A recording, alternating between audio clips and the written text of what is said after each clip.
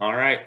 Welcome in, everybody, to the Laces Out podcast. This is Kirk Simpson and Kenny Simpson coming to you to talk all things Miami Dolphins. This is our first episode, just getting started, so we'll kick things off with a quick introduction, and then we'll kind of dive into what we're planning to cover today. My name is Kirk Simpson. I've been a lifelong Dolphins fan. Unfortunately for me, I started rooting for the Dolphins right at the end of Dan Marino's career, so it's been a pretty rough ride so far. But it looks like brighter days are on the horizon. We're excited about that. A little bit about me. I am an Auburn alumni and a big SEC football fan. I try to watch all the Dolphins games every season, but I am just a regular fan, so I'm definitely not a super fan. I'm not really technical into the X's and O's and going to know every single thing about the roster, but I'm excited to talk Dolphins with you here today. And with me is my brother, Coach Kenny Simpson. Kirk, I appreciate it. And Kirk is the younger, better-looking brother of us. For those of you who are maybe listening to this instead of watching this, I'm 12 years older than Kirk, so I did get to enjoy some years where the Dolphins actually didn't suck.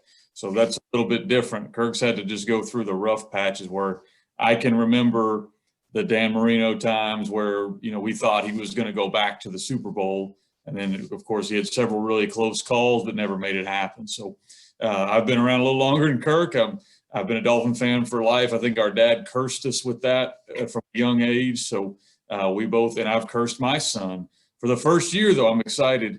My son wanted a Dolphin jersey. He's 13 years old. Which one did he go with? He went with Tua, and I'm hoping that's the thing. I'm sure we'll talk about that a lot because you're a Dolphin fan. You got to talk Tua. I've got a lot of old jerseys in my closet. Yeah, got a little Jarvis Landry jersey. And oh, yeah. Anyway, I'm a football coach by profession. I'm a high school football coach. So I'm hoping maybe I can bring something a little bit different, to the podcast and just maybe talk a little more from a coach's perspective.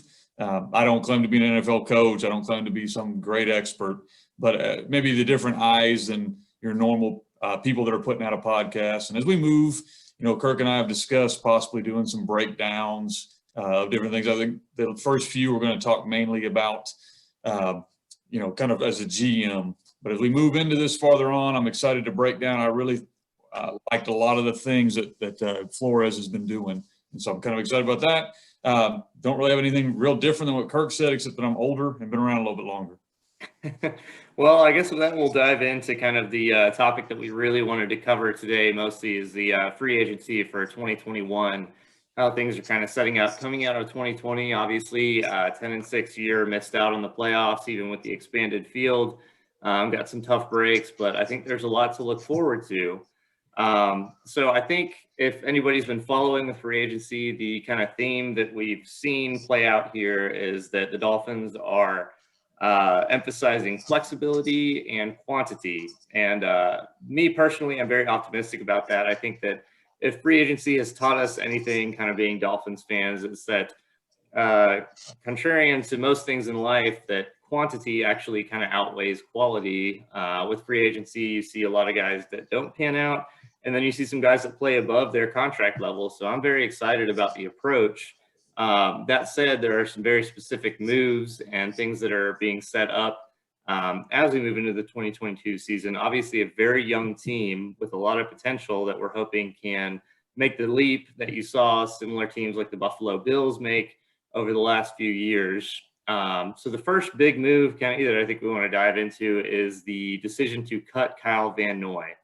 Now, obviously, this freed up a lot of cap space. The Dolphins positioned themselves to be able to kind of get out of that contract after 1 year and move on from him. They made the decision, despite him basically playing to what his career averages have been as a key cornerstone of that defense. I think we're going to miss the leadership.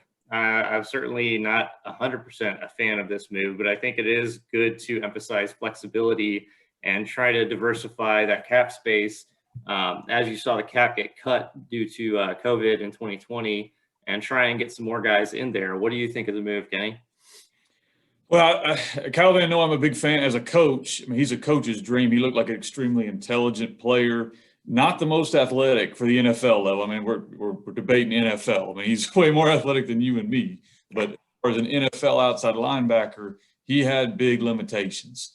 I thought he made up for those by being one of the smartest players on our roster. And you hit on, we're going to miss that. I honestly think this move was made because Andrew Van Ginkel just went on a tear. And I think basically said, we got a cheaper, more athletic version of Kyle Van Noy.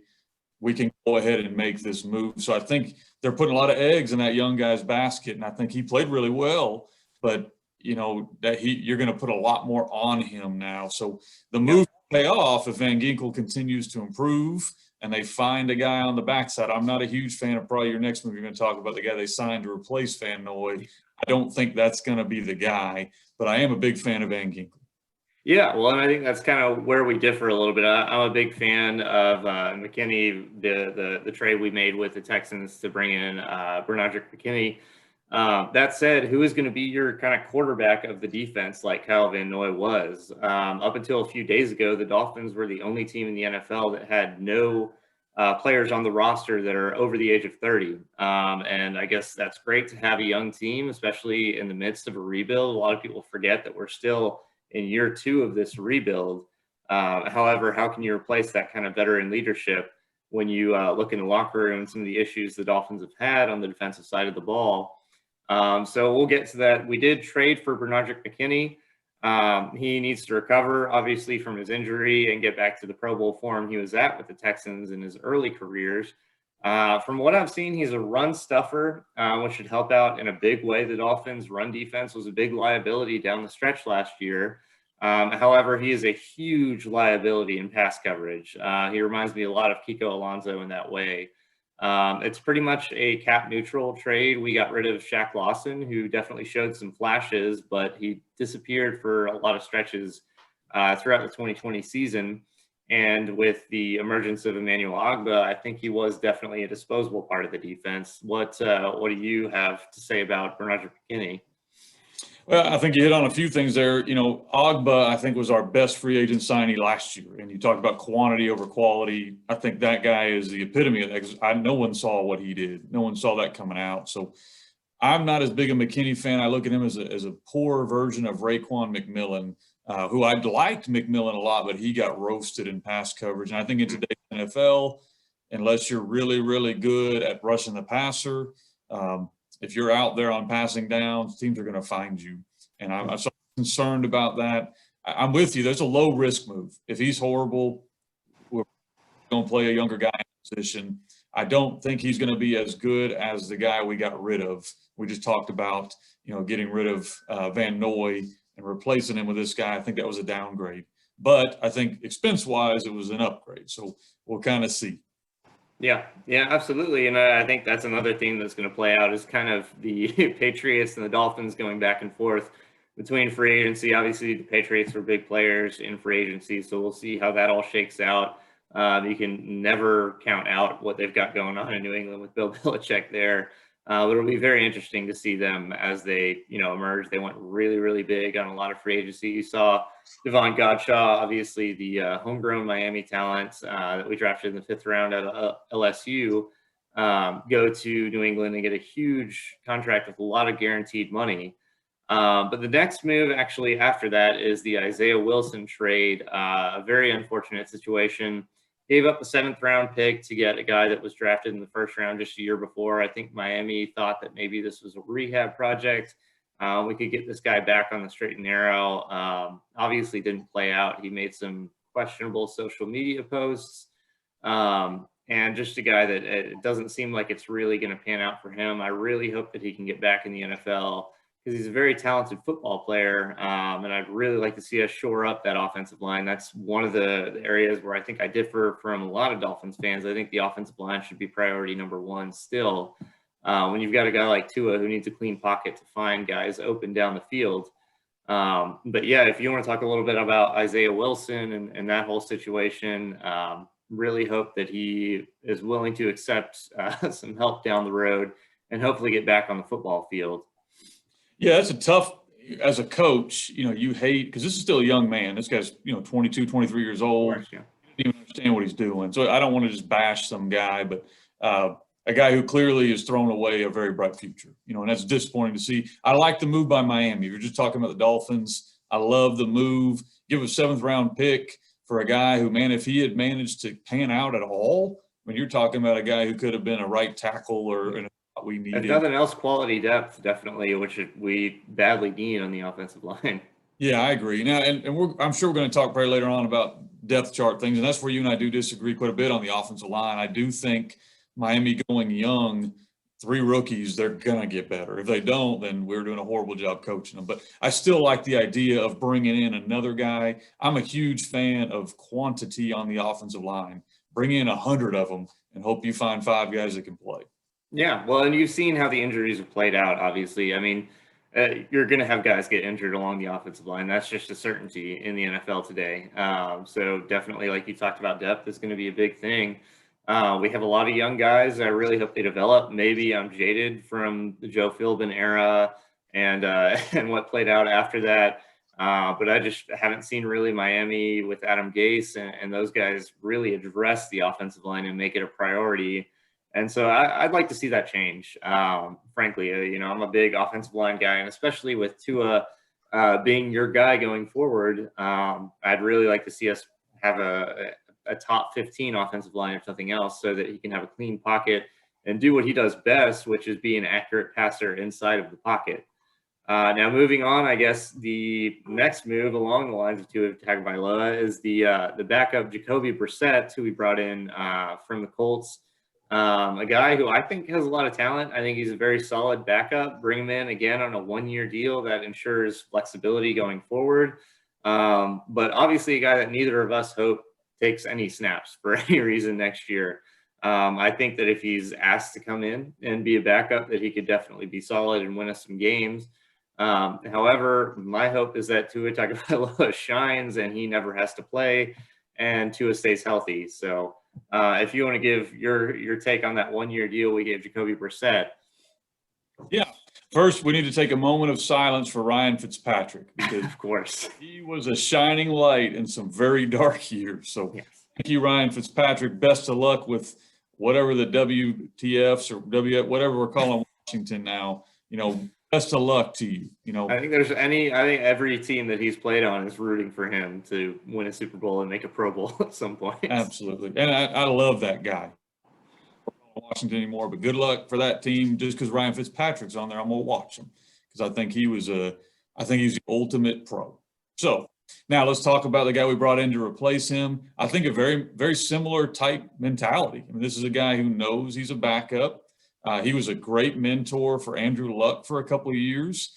He's come in and played pretty well at times. And I'm a huge Tua fan. So I know we're going to probably get into roster things, and Tua's kind of the hot button issue with the Dolphins and everything. I'm a big Tua fan. I'm also really worried that he's never going to make it all the way through every season. He didn't make it through this season. He had to sit a game from Fitzpatrick due to a thumb injury, and he only played 8 games. And you just talked about the offensive line might be an issue. So Brissette is a big move for Miami. I mean, this guy might play. Hopefully not at all, maybe 3-4 games, but he's a guy that is capable of coming in. Your season's not over. If Tua gets hurt, your season is not over if this guy's got to come in. And with adding a 17th game, now that depth is going to be very important. Yeah, and again, another 1-year contract. Again, as you talk about flexibility, setting us up going into the next free agency, if he comes in and he doesn't play well, or if he's not needed, or if Tua doesn't pan out and we need to move on from him, he's a guy you can move on from very quickly, and you have that cap flexibility moving forward. So the next move, Adam Butler, the defensive tackle from New England. A lot of movement between New England and Miami, particularly New England signing former Miami guys in this free agency. But I view this as a great deal for a guy who really can contribute big minutes. He's got a 2-year contract up to $7.5 million. He can get up to $9 million with bonuses, which I hope he earns because I hope he plays well enough to get those bonuses. Godshaw, the defensive tackle that we drafted, went to New England on a much bigger deal. He pays up to $16 million. He has $9 million guaranteed. And frankly, I think they're pretty similar players. He had 4 sacks last year. I think Devon Godshaw has like 3 to 5 in his entire career. He's better rushing the passer. He's not really a run stuffer, but I think that complements Bernard McKinney very well if you bring in a defensive tackle who can rush the passer. I'm not going to say he's a Pro Bowl talent or anything, but we've seen what's happened with the Rams, having a defensive tackle that can come right up the middle and rush the passer and wreak havoc and create opportunities for those other guys on the edge. Yeah, to me, it's kind of a signing. I mean, he may pay off. I think, again, this is not so much a move on the guy we're bringing in. This is a move on Miami saying we think Christian Wilkins is our guy. And I thought he showed huge flashes. So same thing when we lost Van Noy. We're saying we're going with Van Ginkel. And we say, all right, we're going to lose Gotchow. Well, we got Christian Wilkins. We got these guys that are kind of our dudes. Now let's just put some solid pros around them. And if they pan out, awesome. They're young. They're inexpensive. If they don't, we're going to draft somebody or we're going to bring somebody in to compete. I do think Gotchow is a little better than this player, just personally. But I don't think it's worth however much probably saved. Yeah, and a longer-term deal for Gotchow as well. So New England is more locked in than Miami. Again, you see flexibility coming into play here with the cap. Now the next move is Malcolm Brown, the running back from the Rams. Again, quantity over quality, a one-year deal, $1.75 million. Very, very cheap. Flexibility. I can't say that I see him playing many plays or getting many carries, but after the injuries you saw to a running back core last year, I think it's great to add some depth. And at the worst case, if he doesn't pan out at all, you move on in 1 year, and it's not much cap space that we've committed to him. Yeah, I'm actually a big fan of Gaskin. I think Gaskin is a very underrated running back. And sure. I'm not talking draft yet. We're probably going to get there at some point. We got to draft a running back relatively high. And I hate to say that because I hate the value there. But this guy is going to be our third running back. If he's anything more than that, we did a thing, in my opinion. But he's a good third running back to have. He'll be solid. Give him time. But I'm still big. I think Gaskin's your number 2, and we're going to be drafting our number 1. Yeah, I would agree. I think you need to draft a bell cow at some point in the first 2 rounds. Again, you saw Ahmed come in and play very well as, an undrafted free agent. I think running backs at this point in the NFL are looked at, unfortunately, as a little bit disposable. I think unless you have a top 5 guy, it's really not worth committing a ton of money to. So I like to see some added depth there. But like you mentioned, I would definitely like to see us get one of the top 5 guys in the draft, which definitely should be attainable for Miami with 2 second-round picks and 2 first-round picks.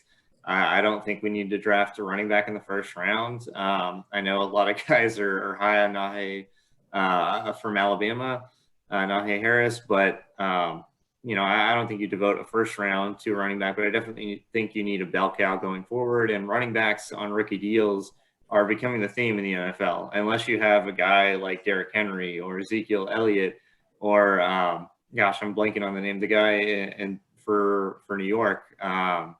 Saquon Barkley. I think unless you have a guy like that, running back's just not a priority in today's NFL. So getting beyond that, the guys that we re-signed, low-profile guys, but guys that definitely contributed very big minutes for Miami last year. We re-signed Nick Needham, Vince Beagle, Landon Roberts, Jason Sanders got a great deal for a kicker who was a Pro Bowl quality kicker last year, so I'm glad to see him come back.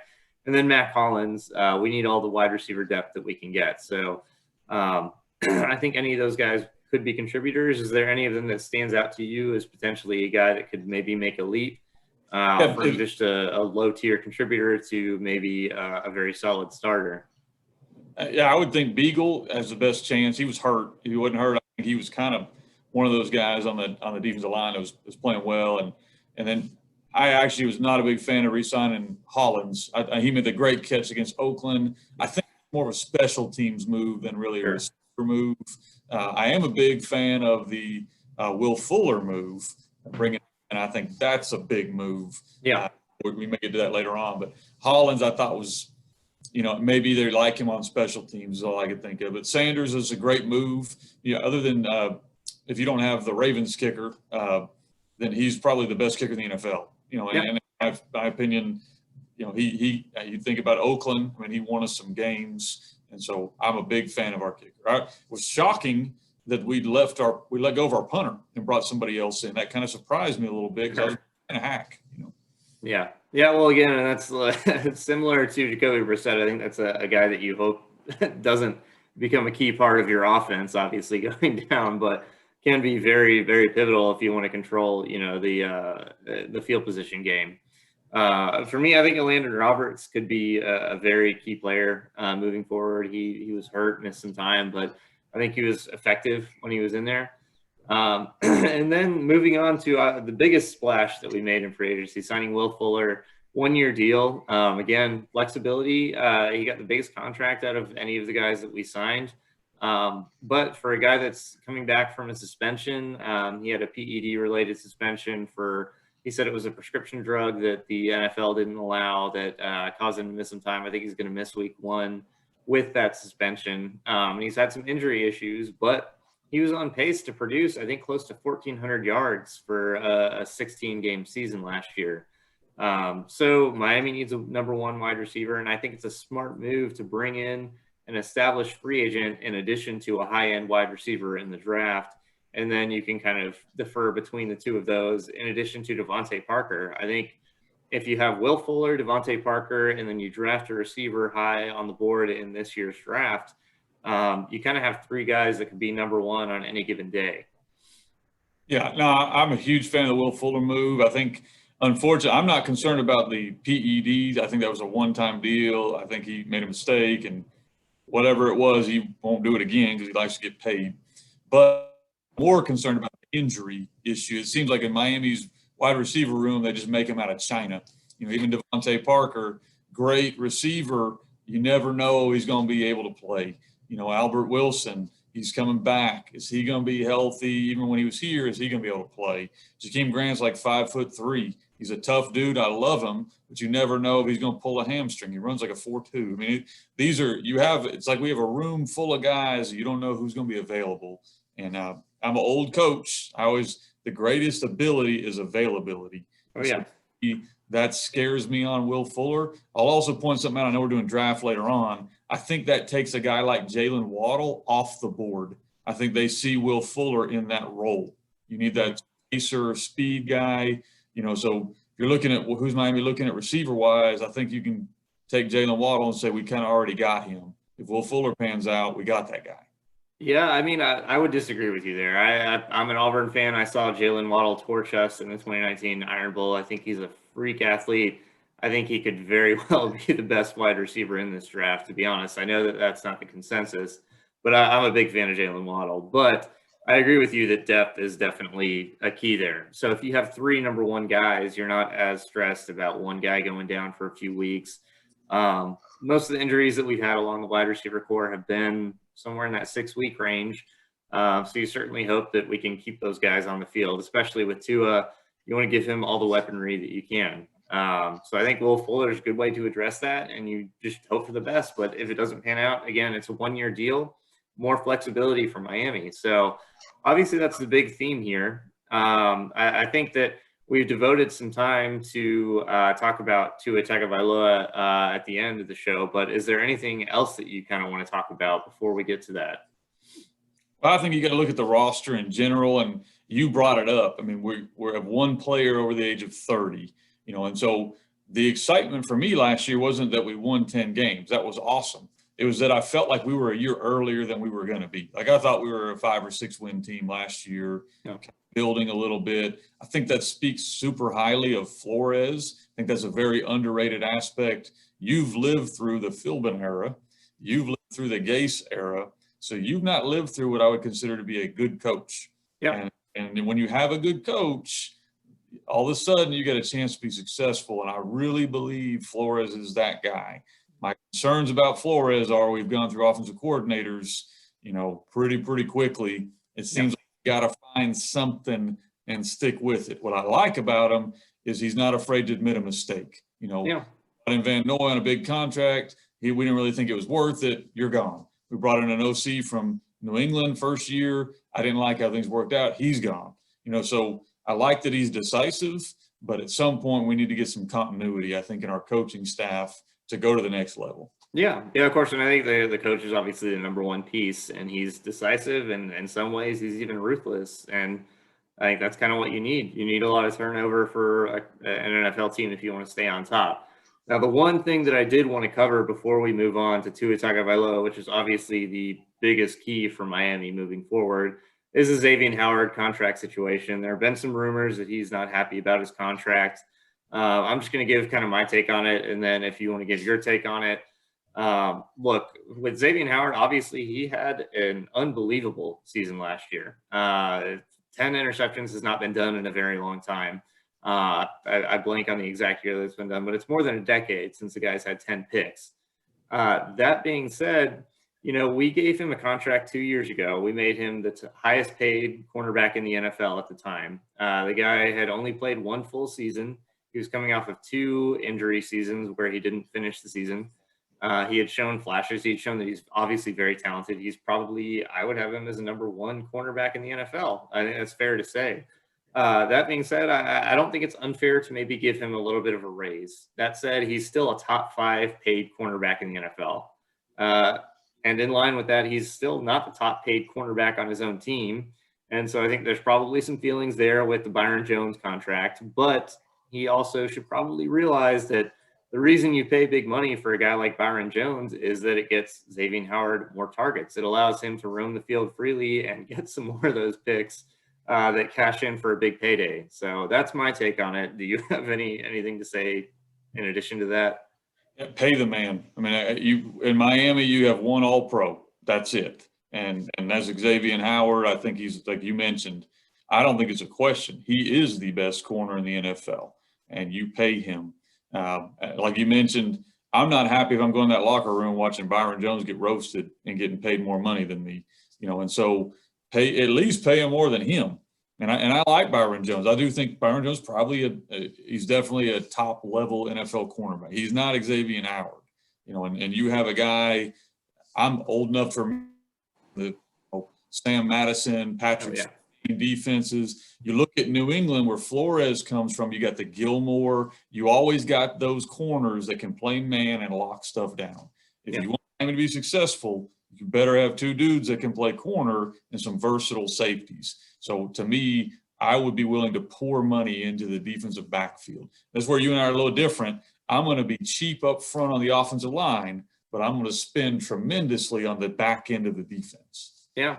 Well, and to that end, if he's not happy and he wants out, I think that you see what kind of trade value is out there for him. I don't think anything less than a first-round pick is acceptable. And I think that you have Noah Igbinoghene behind him that you're hoping can flourish. He got exposed a little bit last year, but Xavier Howard looked terrible his rookie year. And so some guys take time to flourish, but you have some depth there. I'm certainly hoping that he's on the roster in 2021. I'm definitely not saying ship him off. I'm definitely not against giving him a raise. I'm not against making him the highest paid corner on the team. That said, I don't think that you go give him a blockbuster contract extension or anything like that. Look, we took a risk when we signed you to this deal, and it paid off for us. And you could get injured next year and it might not pan out. And I understand that there's risk on both ends, but I'm just hoping he stays on the roster and we can keep him happy. Yeah, well, and you mentioned it. I don't mean to cut you off there, but you mentioned if you can get, I wouldn't say first round pick. I mean, you saw what we got for Laramie Tunsil. I mean, imagine what you could get for Xavier Howard. Now, I'm not suggesting to trade him. I'm not a huge fan of trading guys that are potentially NFL All-Pro guys for 10 years. For draft picks, which are just basically gambling chips. But if you're going to look at making a move, you saw what we've done with the Laramie Tunsil, and you got to tip your hat to Grier. I thought that was phenomenal, some of the things that he's turned those picks into. But I'll say this, an all-pro corner is way more valuable, in my opinion, than an all-pro tackle. And I know we think differently a little bit on that, but I see the value of Xavier Howard a lot higher than Laramie Tunsil. Yeah, well, and you saw the trade for Vontae Davis where we gave away a potential all-pro corner for a second-round pick that ended up being Jonathan Martin. Right. So, you never know if those are going to pan out. That said, I think he's a great corner, and I hope he stays around for a long time. But we'll see. I think the Jalen Ramsey trade is a fair proxy for what kind of value you might be able to get out of him. Now, moving on, obviously the big cornerstone of what Miami's success is going to be in 2021 is Tua Tagovailoa. Do you want to go first, or should I go first with my take on him? Because I'm a big believer. Okay. I definitely have some negatives to put out there, but I'm a big believer. Do you want to go first? I'll go first on this one. Let you kind of wrap us up here. Here's my feel on Tua Tagovailoa. First of all, you know how excited I was. My son has his jersey. I'm a Tua fan. I'm a big believer. I think he's charismatic. I think he can lead your team. I think he's got the ability to be potentially like a Drew Brees type guy. What he cannot do is carry a team by himself, which we saw very vividly this year. He can't go out there. He's not going to be a guy that can run power read and run the ball and has the legs to do that kind of stuff. He has a good arm, but he's not a guy. He doesn't have a Josh Allen arm. He's not going to just wow you with, I think he's super accurate, but he's got to have separation. I think the other thing you saw that he struggled with a little bit is knowing how to read the defense. And that was the most concerning thing to me. I thought when he threw the ball, when he felt comfortable, he looked great. But there were times you could tell he didn't know where to go with the ball, which could be the fact that our receivers gained about 1 inch of separation. It could be that we blocked like, a screen door on a submarine. It could be any of those things. That being said, that scared me. So, we've had these conversations when before Deshaun Watson, all the issues he's in, I would have done anything I could to get that guy. And that was not a knock to Tua, not at all. I think Tua has a potential to be a Pro Bowl quarterback. You had a for sure thing in Deshaun Watson. If he was available and didn't have all the issues he's got, I'd have done that in a heartbeat without looking back. That's not an option now. So now I'm in on Tua. I think you set yourself around him. I think Miami has done a great job of setting themselves up. If Tua's the dude, you get him a bunch of guys. If Tua's not the guy, you still have so much draft capital down the road. If you don't think Miami's thinking if Deshaun Watson gets out of this issue, maybe next year that conversation looks a little different, then you're fooling yourself because you're always thinking 2 or 3 steps ahead. I think Tua will pan out. I think he'll have a great year. I still think he's the best quarterback of that draft class. So I'm a big fan of him. I think he's better than Joe Burrow. I think he's better than Herbert. I think he's the best guy in that draft class. So I'm hopeful he stays healthy and we give him guys that can make him look good. Yeah, I would agree almost 100% with your synopsis. I would stop shy of saying that he's better than Joe Burrow. Justin Herbert was undeniably better than him last year. However, he didn't win as many games. But I think statistically, Justin Herbert had one of the best rookie seasons a quarterback's had in a very long time. Now, yes, that's true. We did beat them. Gotta win. Yeah. So, I would agree with the Deshaun Watson case. Obviously you have Tua could be a star. Deshaun Watson is a star. He's in his prime. I would have made that move if there weren't the situation going on right now that's currently going on with Deshaun Watson. I'm glad we waited that one out. That said, let's back things up. Tua Tagovailoa had a potentially career-ending injury to end his career at Alabama.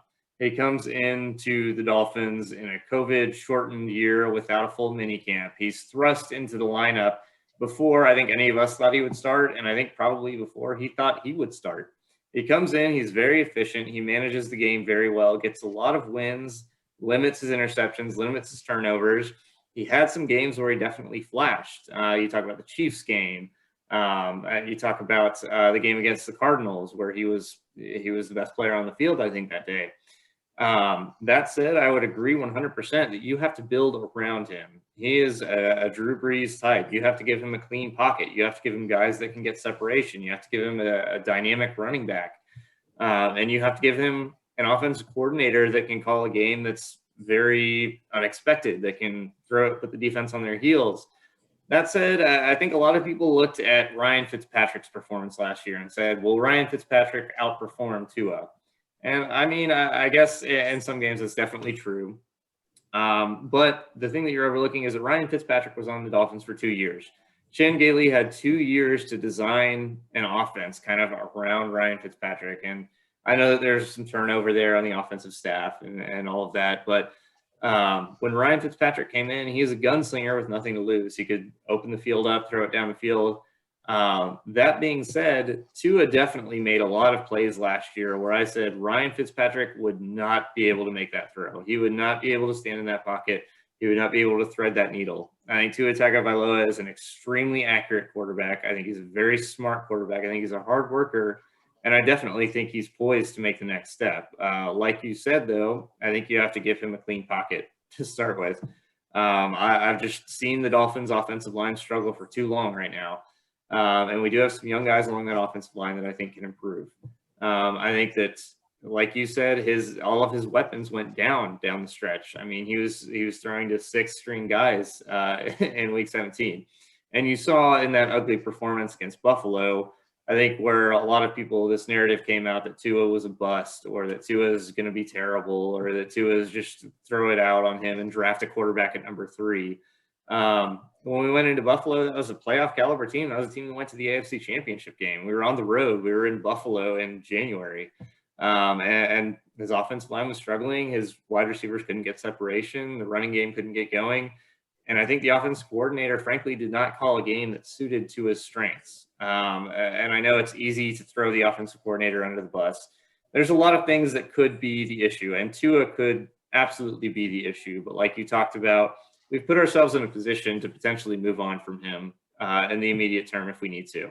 If he doesn't pin out next year, we can move on. Hopefully next year he's at least solid enough for us to give him another year. But we've put ourselves in a position to move on if we need to. And I think that he definitely showed enough flashes to be encouraged moving forward. And I'm looking for him to make the big leap next year. And I think, as you talked about him being the best quarterback in that draft class, I don't know how that's going to pan out, but I think he could be the best quarterback of that draft class next year. And I think that the Dolphins could be in a position to potentially make a playoff, get a playoff berth at least, and hopefully make a playoff run. Yeah. I want to mention a couple other things too, because I know we're kind of wrapping up here on Tua. As a coach, here's what was concerning to me. Chan Gailey's not a dumb guy. You know, we may disagree what he called on the whatever it is. If you're an NFL coordinator and you've been that way for a long time, you know what you're doing. And it was very obvious he was calling a different game when Tua was in the game. So there's one or two reasons that's the case. Chan Gailey's not trying to submarine a guy. Like, he's not going to suck because he's going to get fired, which is what happened. He definitely went more conservative. Right. So the question for me as a coach is, when I call plays for my guy, I'm trying to help my quarterback. So does that mean he didn't think Tua could process more, or what was the case? I would be really interested to hear Chan Gailey explain that, because it was clear when Ryan Fitzpatrick went in, we're playing wide open offense. And to your point on Ryan Fitzpatrick, yeah, he did outplay Tua. He's also twice his age and been in the NFL for 17 years. That's not unexpected. It should have been in the NFL for 65 years. Right. I mean, he's probably got children the same age as Tua. You know, he should outplay Tua. That should have happened. We clearly were not playing to make the playoffs because we were playing Tua, and the better quarterback was Fitzpatrick. Was it worth it? Absolutely. Going to the wild card with Fitzpatrick getting beat, or going 10-6 with Tua and letting him go through what he went through, that was worth it. So I'm hopeful he makes the jump. And you don't think Miami's betting on their future. I know we may get to this, we get to the draft in the next episode, but Miami decided to keep San Francisco's pick in 2022 and trade away their pick in 2022. So they're betting that they're better than the 49ers, who you know the 49ers think they're going to be pretty good. Yeah, well, which, again, that's a nice little teaser for the next episode, but I absolutely love that move. I wish more teams would honestly just do a one-for-one swap and just bet on their future for next year. But I loved seeing the confidence. We don't know what was discussed in that trade, if the Eagles said we want your pick or we want San Francisco's pick. But I love seeing it as a Dolphins fan, seeing you say, I think our pick is going to be later in the draft than San Francisco, who's going to be a pretty good team next year. They had some devastating injuries this year. They're definitely not as bad as their record showed this year. So I like to see the confidence moving forward. But I think with that, we'll kind of wrap things up. I don't know how long we've gone on here, but I just want to thank everybody who has joined us here. Let us know if you agree, disagree. We love to talk football. Like I said, I'm a casual fan. I like to watch the games, but I'm definitely not an X's and O's guy that knows everything inside and out. So we'd love to talk with you. If you want to drop something in the comments, or if you want to reach out to us directly, we love to talk football. So, Kenny, do you have anything you want to say? No, man, I'm excited, man. Laces out. I thought that was a great name for the podcast, and us being big Dolphin fans. But y'all get, like you said, reach out, ask questions. We're on here, but we want to do it every week, I think, and hopefully we'll have enough material. I think we got plenty to start us off. But if you've got questions, things you want to see, at least my mom will watch this, so we got at least one person going to watch this. Maybe we'll get a couple more.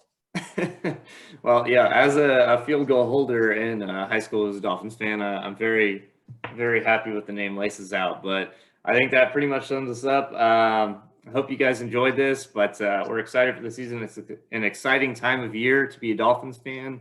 Definitely the first time I've been excited in a long time. So I'm really looking forward to doing this with all of you each week. And again, thank you for listening or watching, and we'll see you next week. All right.